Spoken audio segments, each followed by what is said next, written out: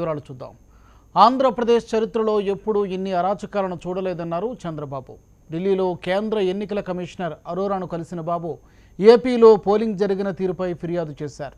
ఏపీలో అడ్మినిస్ట్రేషన్ను నిర్వీర్యం చేయాలని చూశారని, దాడులతో రాష్ట్రాన్ని రావణకాష్టంగా మార్చాలనుకున్నారని మండిపడ్డారు. ఈవీఎంలపై ప్రతి ఒక్కరికి అనుమానాలు ఉన్నాయన్న చంద్రబాబు ఎన్నికల నిర్వహణలో ఈసీ విఫలమైందని నిప్పులు చెరిగారు. ఈవీఎంలు పని చేయకపోతే వైసీపీ ఎందుకు మాట్లాడలేదని చంద్రబాబు ప్రశ్నించారు. ఆంధ్రప్రదేశ్ ప్రజానీకం పనిచేయడం పట్ల నేను చాలా తీవ్ర నిరసన తెలియజేశా. కేకే శర్మ వెస్ట్ బెంగాల్ నుంచి ఇతను మాకు పనికిరాడని ఆంధ్రప్రదేశ్ పంపిస్తే ఆయన్ని పెట్టుకొని వీళ్ళు మళ్ళా అబ్జర్వర్గా చేయడం, ఇవన్నీ కూడా ఒక పద్ధతి ప్రకారం చేశారు. ఉన్న పడంగా ఉదయం చీరాల ఎమ్మెల్యే అభ్యర్థి వైఎస్ఆర్ కాంగ్రెస్ పార్టీ అనౌన్స్ చేస్తే సాయంత్రానికి ఎలక్షన్ కమిషన్ ట్రాన్స్ఫర్ చేస్తారు, సిఎస్ఎన్ ట్రాన్స్ఫర్ చేస్తారు. సిఎస్ఎన్ ట్రాన్స్ఫర్ చేసి ఎవరిని వేస్తారు? ఏదో జగన్మోహన్ రెడ్డి కేసులో కో అక్యూజ్ చేస్తారు. అంటే ఎక్కడికి పోతున్నారు మీరు? ఇలాంటి తప్పుడు పనులన్నీ చేసి రాష్ట్రంలో అడ్మినిస్ట్రేషన్ డిమారలైజ్ చేయాలని చూశారు. ఈరోజు ఈవీఎంల పైన అందరికీ సందేహాలు ఉన్నాయి, కామన్ మ్యాన్కి సందేహాలు ఉన్నాయి, మీరు పెట్టిన ఈవీప్యాట్ల పైన సందేహాలు ఉన్నాయి. నేను అడుగుతున్న, ఎందుకు సుప్రీంకోర్టుకు మీరు ఇచ్చారు? 6 రోజులు పడుతుంది. 6 రోజులు పడుతుందా? మీడియాని పెట్టండి, నేషనల్ మీడియాని. అందరం కూర్చొని కండక్ట్ చేయండి, మాక్ పోలింగ్ కండక్ట్ చేయండి, 600 1000 కండక్ట్ చేయండి, కౌంట్ చేయండి, ఎంత టైం పడుతుంది చెప్పండి. ఇదే దేశంలో చెప్పండి మీరు 6 రోజులు పట్టిందని, దాన్ని నేను ఒప్పుకుంటాను. ఇలాంటి తప్పుడు విధానంతో ప్రజాస్వామ్యాన్ని అపహాస్యం చేయాలనుకుంటే ఎవరు దీన్ని వదిలిపెట్టే పరిస్థితిలో ఉండరు. మీరు ఫ్రీ అండ్ ఫెయిర్ పోలింగ్ ఉండాలి. మీ ఇష్టానుసారంగా మీరు చేస్తే ప్రజాస్వామ్యాన్ని కాపాడుకోవడానికి ఇప్పుడే కాదు, ఎప్పటి నుంచో ఫైట్ చేస్తున్న ఈవీఎంల పైన ఆ రోజు మా పోరాట ఫలితమే వీవీప్యాట్లు వచ్చాయి. ఇప్పుడు వీవీప్యాట్లు కరెక్ట్ అని ఎప్పుడో చెప్పాము మేము. పేపర్ బ్యాలెటే ఈ దేశానికి సరైన నిర్ణయం. పేపర్ బ్యాలెట్ వల్ల అందరికీ ఒక అవగాహన ఉంటుంది. ఈరోజు ఎవ్వరూ తెలియని వాళ్ళని ఎక్కడెక్కడో పట్టుకొచ్చి వాళ్ళ దగ్గర ఈవీఎంలు అప్పచెప్పి మీరు ఆపరేట్ చేయమంటే చదువుకున్న వాళ్ళ వల్లనే కావడం. ఈ యొక్క థర్మల్ పేపర్ పైన చాలా అనుమానం.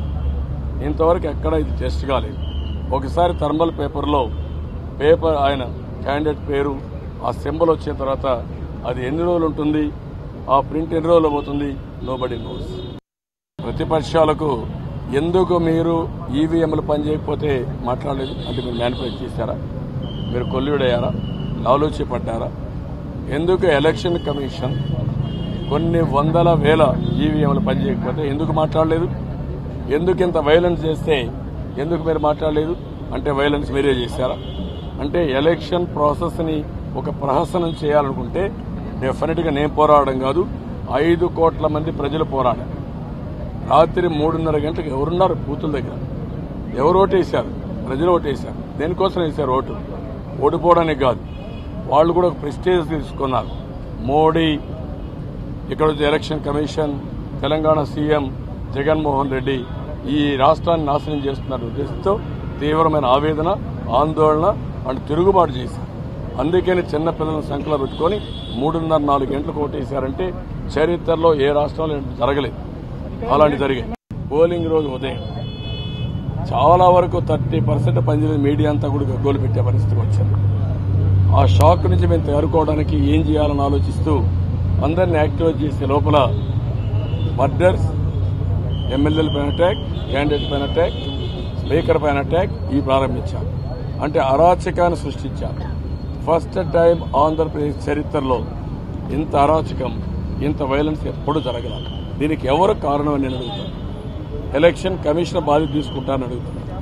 మీ ఇష్ట ప్రకారం మీరు ట్రాన్స్ఫర్ చేసి ఆంధ్రప్రదేశ్ రాష్ట్రాన్ని రావణ కాష్ట చేశారు. దుర్మార్గంగా ప్రవర్తించారు.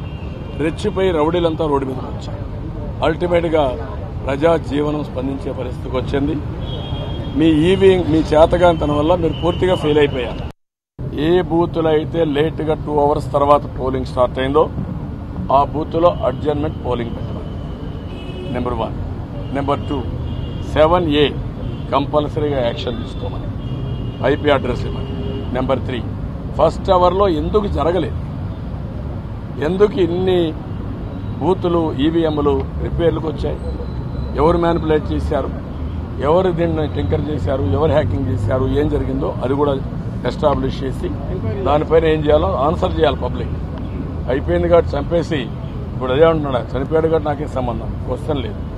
చంపిన తర్వాత డెమోక్రసీకి ఇది అయినాక ఎవరు రెస్పాన్సిబుల్ వాళ్ళందరిపైన యాక్షన్ తీసుకుని ఇలాంటి జరగకుండా ఉండాలంటే పేపర్ బ్యాలెట్ తప్ప ఇంకోట్లేదు, దానికి కూడా ముందుకు పోవాలి.